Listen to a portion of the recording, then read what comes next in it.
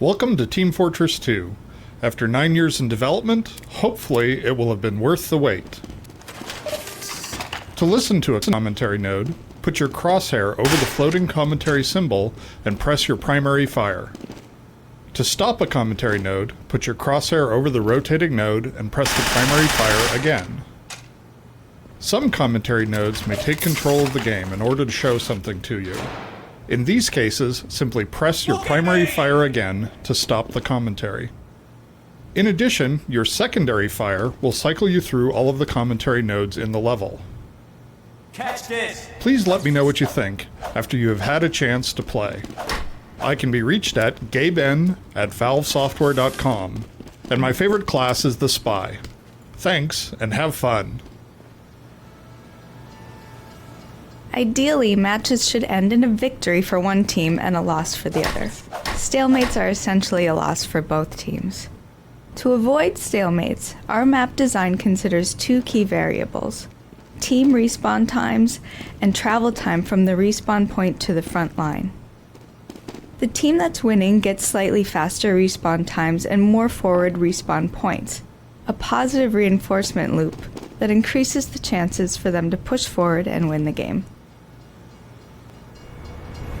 Two-dimensional HUD elements present a particular art problem because they have to look good and sharp no matter what resolution the user is running their game at. Given today's availability of high-resolution widescreen displays, this can require a lot of texture memory and a lot of work anticipating different display resolutions. The problem for Team Fortress 2 was even more daunting because of our desire to include a lot of smooth, curved elements in our HUD. We developed a new shader system for drawing line art images. The system allows us to create images at a fixed resolution that produce smooth silhouettes even when scaled up to a very high resolution. This shader system also handles outlining and drop shadows and can be applied in the 3D space to world elements such as signs. Each of the Team Fortress classes was designed to make a unique contribution to attack and defense, and control points are, fundamentally, methods of focusing players' attention on these core offensive and defensive activities. They are also useful for drawing players to different points of the map. Stalemates generally occur around doors, where teams have a strong defensive presence on either side of the opening. To help counter this, we provide alternate routes with high travel costs that become more attractive only when the enemy has strong defenses behind the main route. The number of enemy entry points to an area is crucial to its design, since it's extremely hard to hold an area when enemies approach from multiple fronts. This makes one-way exits a useful design tool, since they let us uncouple the number of entry points from the number of friendly offensive routes. To accommodate snipers, maps need wide open spaces, long sight lines, and protective cover. Targets of the sniper require alternate routes that bypass the sniper's sight lines, though these usually have an additional cost, such as increased travel time. This leaves players with a choice. Do they take the more direct but hazardous route, or the safer yet slower route? Sniper positions generally also have a corresponding enemy sniper deck positioned on the other side of the arena, which allows one sniper to counter another, offering cover for teammates in exposed areas. We build our 3D skyboxes at 1/16 scale to reduce the memory used by the large spaces in them. This means that we have to get a little tricky when dealing with trains moving between the skybox and the player space. There are actually two versions of each moving train, a player-scaled one for the actual gameplay space and a tiny one out in the skybox. The small repair sheds on either side of the middle building disguise the point at which we swap between the two trains. For gameplay purposes, we sometimes need to neutralize the speeds of the classes. For instance, these central door timers were created to ensure that all classes could make it to the middle part of the map by the time the action actually starts. Playtesting showed that it was more fun to have the teams waiting as a group as soon as the doors open. The anticipation of battle combined with the hazardous moving trains creates a great opening clash for the middle control point. In our original design, once attackers were cleared off a point, they lost any progress they'd made towards capturing the point. Playtests revealed that lone players near an enemy control point had no incentive to try to capture it if any enemies were in the area. Furthermore, once a team was reduced to defending a single control point, the stronger attacking team was often unable to successfully assault the final point for the full capture period, which caused too many games to end in a stalemate. We changed the capture mechanic so that the capture progress persists for a while even after the attackers are cleared off the point, and this improvement fixed both of the problems with the original design. To give players interesting navigation decisions, routes through a map should vary in effectiveness based on the player's current class and the state of the map. Water lets us increase the cost of taking a particular route because swimming is slower than running. Spies often accept that cost in order to infiltrate undetected. Pyros avoid it because their primary weapon is useless underwater. If the enemy has a strong defense, the increased cost of the water route becomes a worthwhile trade-off for any class trying to hit the defenders from behind. Games usually approach stats by comparing the player to everyone else in the world. This is only really of interest to those who are near the top. With Team Fortress 2, we decided that a better approach might be to compare the stats to the player's previous successes, turning them from a worldwide comparative system into a personalized motivational one. The beginning player gets encouragement and acknowledgement that while they're not highly skilled yet, they're getting better all the time. The veterans get to see when they've managed to come close to their previous record, which encourages them to beat that record. The personal stat system also acts as a validation system. When a player feels like they've had a really good run, the stat system pops up and essentially says, "You're right, that was a great run." Our main goal in designing the metagun was to build a strong relationship between the medic and his healing target. We wanted to see what we would get if we focused on creating a tight loop between two players, instead of just thinking about getting the larger team to cooperate. The metagun's design ensures that the medic and his target are extremely conscious of each other, watching their health and relative positions and making tactical choices carefully. We wanted there to be skill involved in being a good healing target, so that medics would seek out and latch onto skilled targets. This helps foster the relationship we were after. Characters are the most important piece of art in a multiplayer game, so that is where we spent most of our effort. We developed a read hierarchy for player models, prioritizing the information that players needed to be able to read merely by looking at the model. Our hierarchy was this: first, what team they're on, second, what class they're playing, and third, what weapon they're wielding. Team readability was addressed by adopting an overall color palette for each team, picking warm colors for red and cool colors for blue. Class readability was addressed through the character's silhouette. Unique silhouette and animation shapes are more identifiable at far distances, and across a broader range of light levels than any amount of other visual detail on the model. Finally, the weapon was highlighted through the textures. The areas of highest contrast, which attract players' eyes, are all focused around the chest area of our character models, right where they hold the weapon. In addition, the subtle gradient from darkness around the character's feet to the bright areas around the chest also helps draw the player's eyes to the weapons. Once we had a handle on the art direction for our world and characters, we turned our attention to the weapons and gadgets. While these objects have some grounding in reality, they usually diverge in significant ways. For instance, the soldier's rocket launcher fits the general mold of a shoulder-mounted rocket launcher, but somehow manages to hold 4 rockets in a clip. To justify this and play up our stylized spy tech fiction, we designed the weapons to look like customized pieces of hardware, personalized and modified by each character to suit his own ends. In keeping with the industrial theme of the game, we looked to 60s-era product design principles for our primary weapons, then focused on musical instruments for secondary and melee weapons, thinking these would reinforce the connection between the secondary items and each character's personality. Player classes form the backbone of Team Fortress 2's gameplay. There are a bunch of reasons why they're a useful design tool. A class is a bottled-up experience designed to be unique relative to the other classes in the game. A player who's getting tired of one class can switch to another class and get a fresh experience. They allow us to cater to players with a variety of different skills and desires. Beginning and advanced players can have fun together. Cautious, cerebral thinkers, strategic defenders, and twitch-firing adrenaline junkies can all find their niche. Team Fortress 2's class design decisions enable us to have a larger number of player abilities in-game, while still keeping a single player's decisions down to a manageable level. So late in the project, while other parts of the game were being finished up, we found ourselves with some time left over for extra animation. There were several ideas on the table, including weapon-specific taunt animations. When evaluating a feature, we look at how many other features it connects to, and taunts were the clear winner. They play well with killer freeze cam, adding to the relationship between the nemesis and his victim. They give us a highly visible place to show off our new facial animation technology, allowing the player to examine it from all angles. Finally, TF2's characters have a lot of personality, and taunts were the perfect way to show that personality through the animation and voice acting. To achieve a style of character shading which is consistent with the early 20th century commercial illustrations that influenced our art direction, we alter the diffuse lighting on characters. Here we can see the heavy weapons guy as he appears in Team Fortress 2, using this type of shading style. Note the tight transition between the light and dark sides of the skin on his upper arm.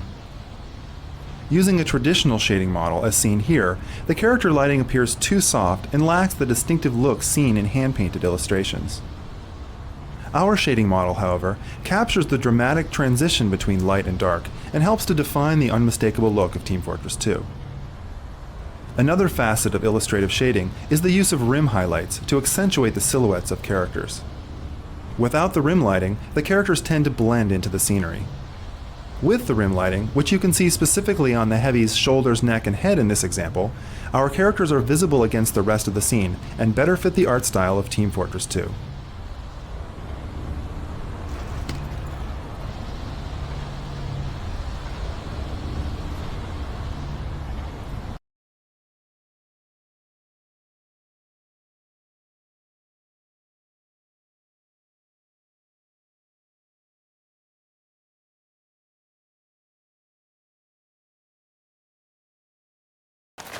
Welcome to Team Fortress.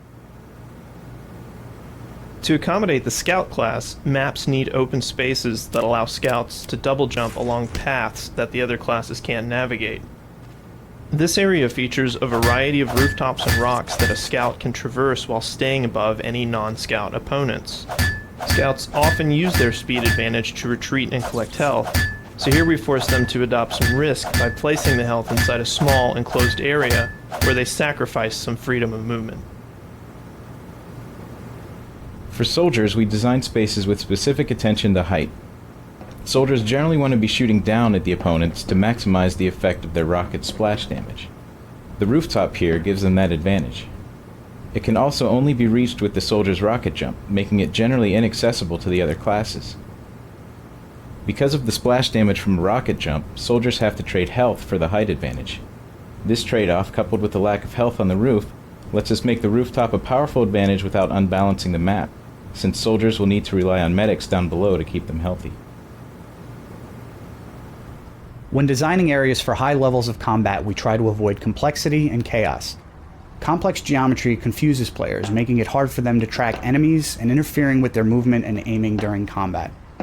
The most chaotic combat tends to occur when the size of the room fails to support the number of players fighting in it. In this final area of the map, we wanted a free-form battle to rage for some time before anyone could achieve a decisive victory.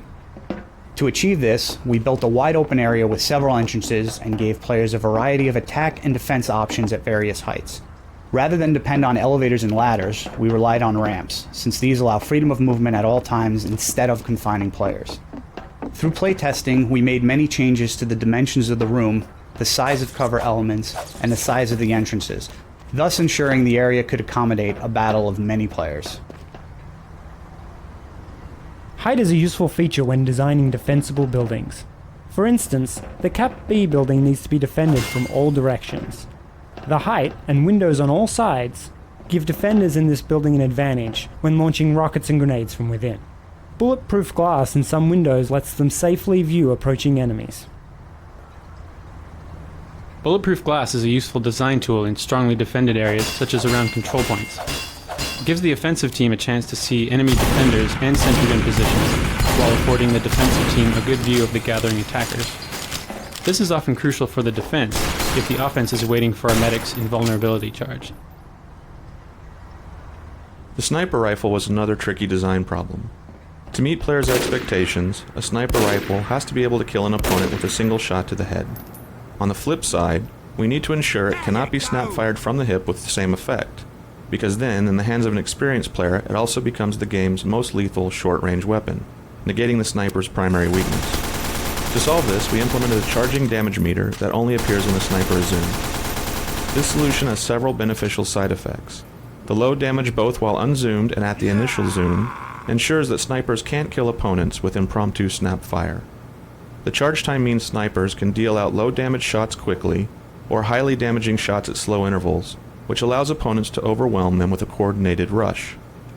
The high damage at the end of the charge rewards sniper-esque behaviors such as locating a decent vantage point and taking very deliberate shots. We intended Team Fortress 2 to feature many special particle effects to enhance the wide variety of weapons and class abilities.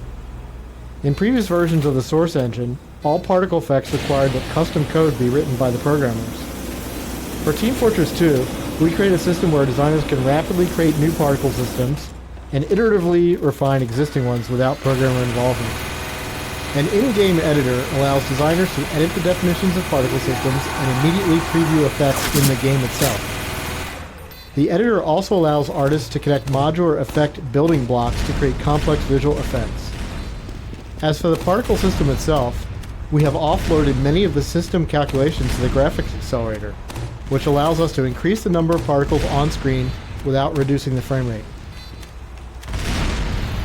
With its wide field of fire, the Heavy's minigun lets players who don't have great twitch aiming skills still wade into the thick of combat.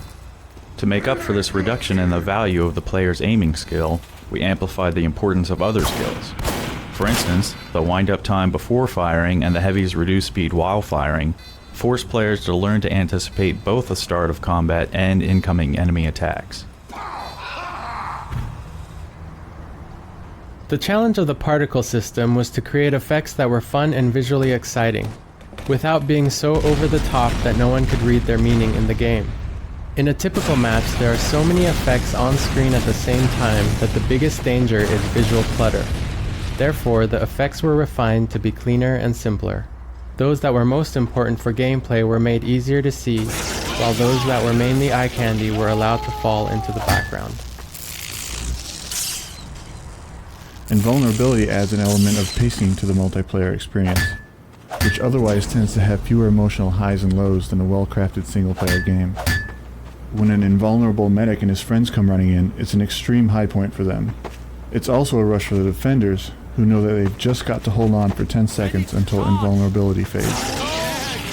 Invulnerability also sharpens pacing by helping a team push through a defensive stalemate when the enemy team turtles up and refuses to come out of their base.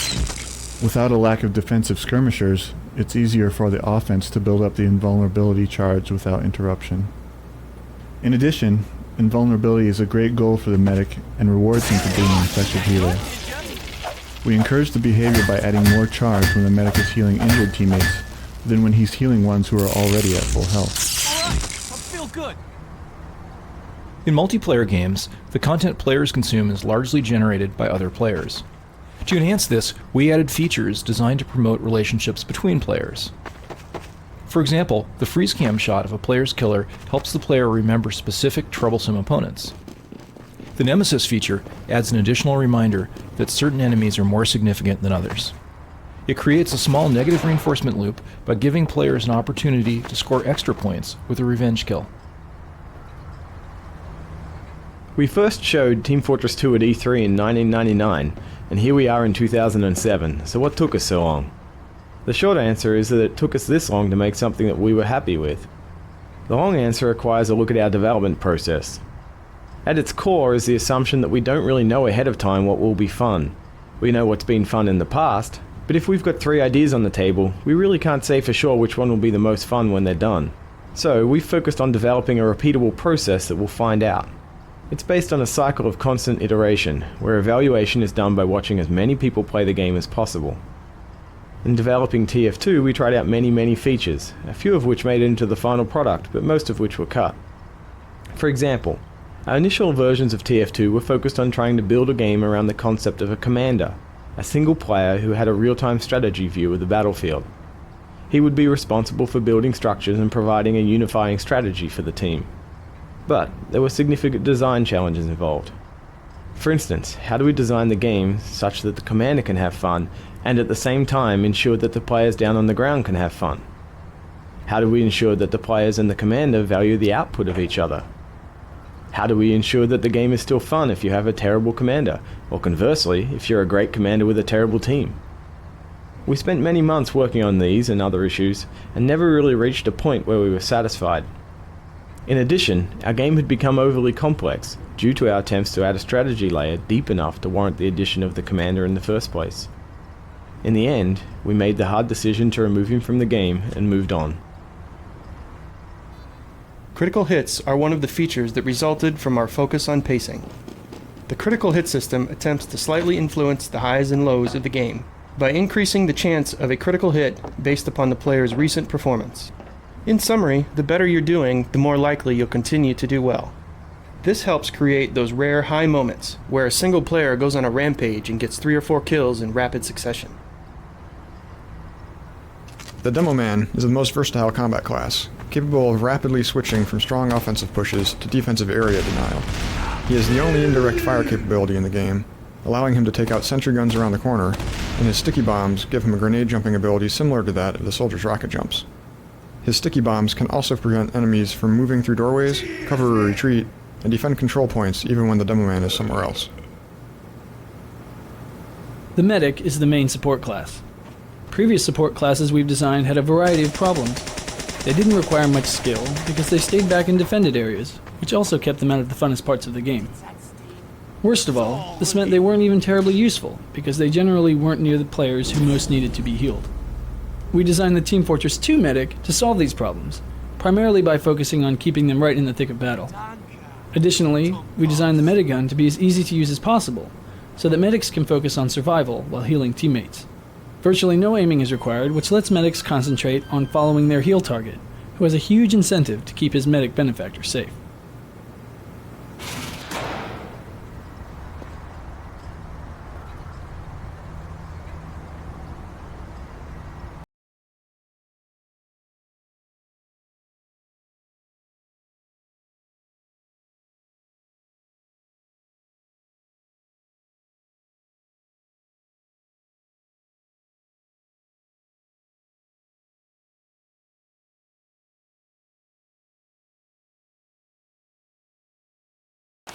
Welcome to Unlike maps in Team Fortress such as Two Fort and Well, which have their respective blue and red sides, Hydra's 4 main arenas can be owned by one team or the other.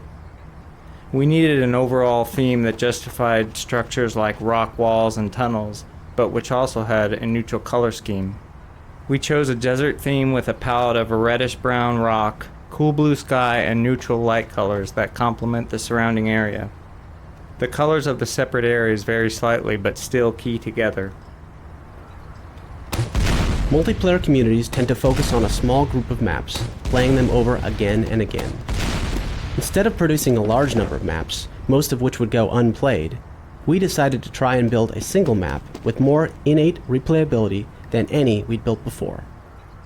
With most multiplayer maps, you know what you'll be doing before the map is even finished loading. In our case, we wanted a map where you couldn't even predict something as basic as your starting point, let alone what you'd be doing when you got there. This map, Hydro, therefore begins with a randomized starting state. The emphasis on control of constantly shifting territories means the map rarely feels repetitive.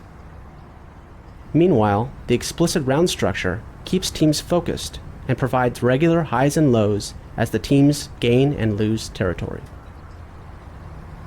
Maps require impassable boundaries, but unless we restrict the environments to either interior spaces or steep canyons, these boundaries can't always block the player's view of the outlying unreachable area. In our more realistic titles like Half-Life 2, these boundaries often require fictional or visual explanations. In the heavily stylized world of Team Fortress 2, however, conspicuous artificiality is a core design principle, and so we can simplify or altogether ignore these explanations without compromising the player experience. Playtesting showed, for instance, that these low fences leading to an empty expanse successfully conveyed the message that the area beyond the fence is uninteresting and out of bounds. This area presented a difficult problem. Since the arena is primarily an interior, there wasn't much we could do to alter its basic structure, so we concentrated on careful management of the interior shapes to create an iconic space. The building is essentially a box with big rectangular windows, contrasted by round elements, such as the generators, in the center. To create depth and parallax, we added linear elements such as railings and cables. We used contrasting values of dark and light on the floor with brightly lit walkways to create an interesting value pattern. All these elements work together to draw the player's eye to the flag, which must always be the focal point of the arena. One of the main changes between Team Fortress Classic and Team Fortress 2 was the removal of thrown grenades. Most classes could carry a standard hand grenade along with a secondary grenade, tied more closely to the class. Team Fortress 2's focus on unique class roles led us to notice that the standard hand grenade was a more powerful combat decider than some of the primary weapons. This made the classes more similar in combat, not a desired effect. In addition, when we look at some of the Team Fortress Classic's map stalemates, they often resulted from large amounts of grenade spam. Two cases were particularly problematic. That of players throwing grenades repeatedly through doorways, hoping to kill an enemy who might be there, and players on the verge of death throwing all their grenades in rapid succession, hoping to get a kill after they die. Removing standard hand grenades made the game more fun almost immediately, especially for new players who were often confused as to why they die when a grenade went off at their feet. When we examined the class-specific grenades, we found similar problems. Eliminating them from playtests gave us yet another boost in making the game more fun. Once we decided on removal, we analyzed each class to see what capabilities might have been lost as a result of the decision. In some cases, we added other capabilities, where we felt a class had lost the ability to make some interesting decisions related to a special grenade type. The more your art direction can use well-understood visual representations, the less work you have to do to explain your game elements. The earliest version of Team Fortress 2 had a heavily realistic art direction. As time went on, we found this was causing us a lot of issues. The differences between our player classes were hard to expose satisfactorily. Weapons firing anything other than bullets were hard to visualize. Our maps didn't make a lot of sense in the real world, where two opposing forces rarely build bases within 50 feet of one another. In addition, the game wasn't visually distinct from our other products. A stylized world had none of these problems. For instance, put the massive heavy next to the pinstripe-suited spy, and players understand both the numerical health differences between the classes and their very different gameplay styles. The medic's healing beam was easily understood by playtesters when they saw the floating red plus symbols streaming into the target. A stylized fiction can easily explain why the team's bases are built right next to each other. Finally, a Team Fortress 2 screenshot is easily recognizable, ensuring that no one will confuse it with another one of our games. The announcer for Team Fortress 2, Ellen McLean, has the rare distinction of being the only voice actor to perform in all the products in the orange box. For a role in Team Fortress 2, we had Ellen try various reads on the same lines, letting her ad-lib different personalities. On the 5th try, she came up with the winner. Her disappointed and slightly angry evil overlord clearly lets you know, in the world of Team Fortress 2, a tie does not mean everyone wins, but that everyone loses. The Scout is designed for players who are able to rapidly move around while tracking their target. Where other combat classes rely on high amounts of damage, the Scout relies on his high movement speed and double jump ability to dodge enemy fire. Much of his combat style is crafted through the features of his... The Scout is designed for players who are able to rapidly move around while tracking their target. Where other combat classes rely on high amounts of damage, the Scout relies on his high movement speed and double jump ability to dodge enemy fire.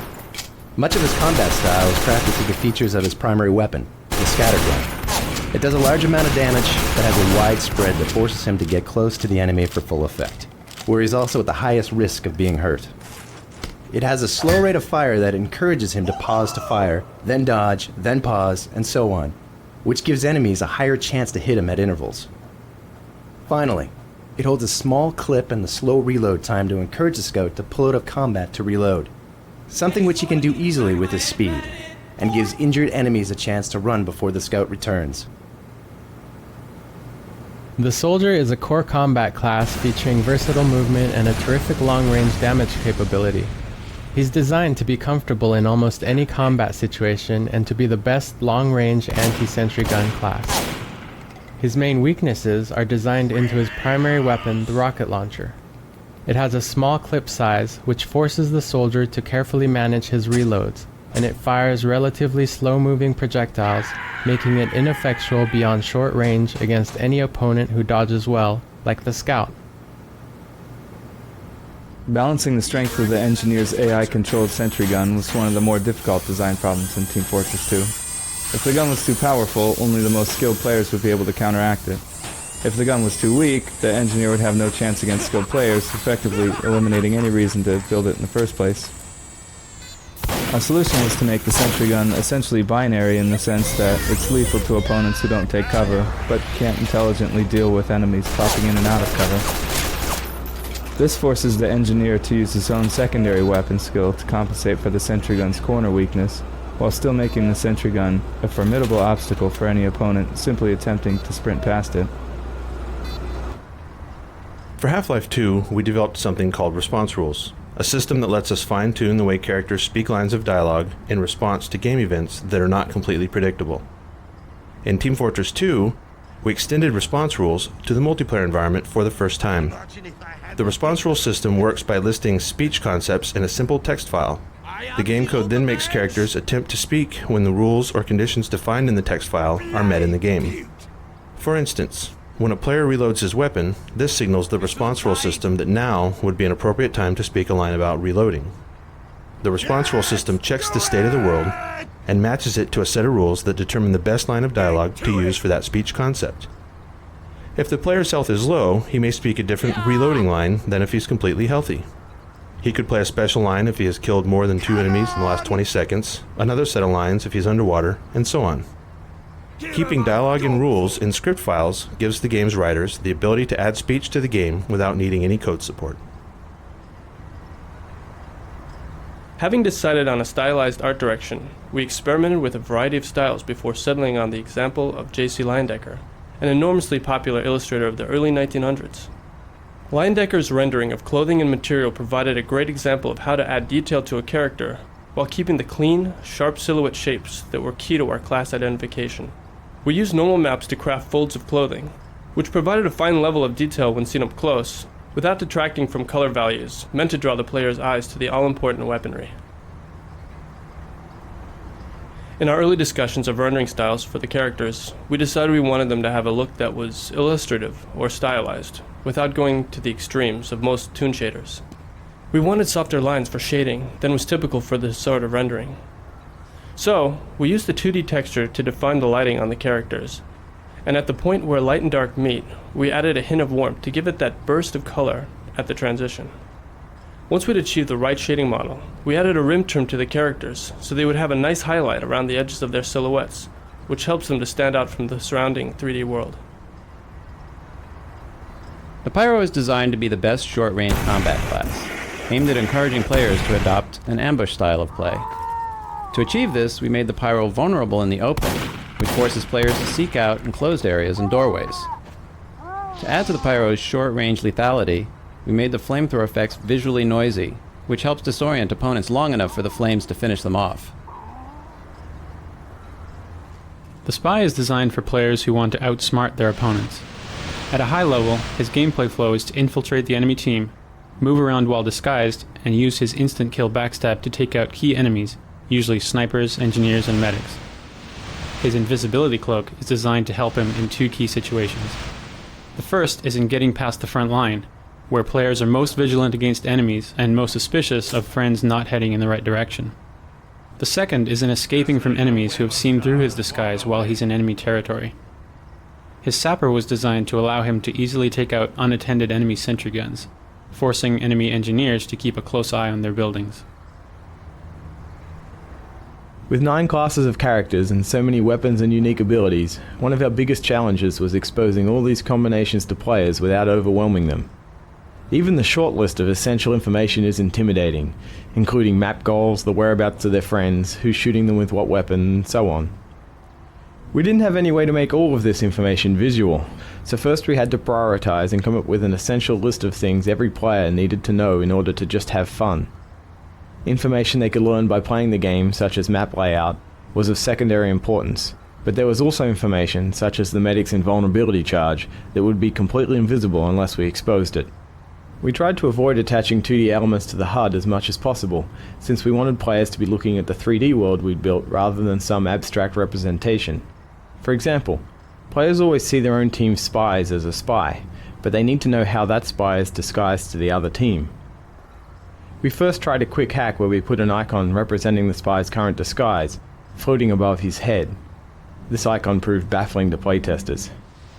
When we tackled the problem by putting cutout paper masks on the spy, it not only fit the humorous style of the game, it let players get all the pertinent information directly from a quick look at the spy's model, thus keeping them focused on the characters and on the action of the game. We took this as a lesson in how holding ourselves to a strong design principle can often force us to come up with better solutions than if we'd taken the easy route.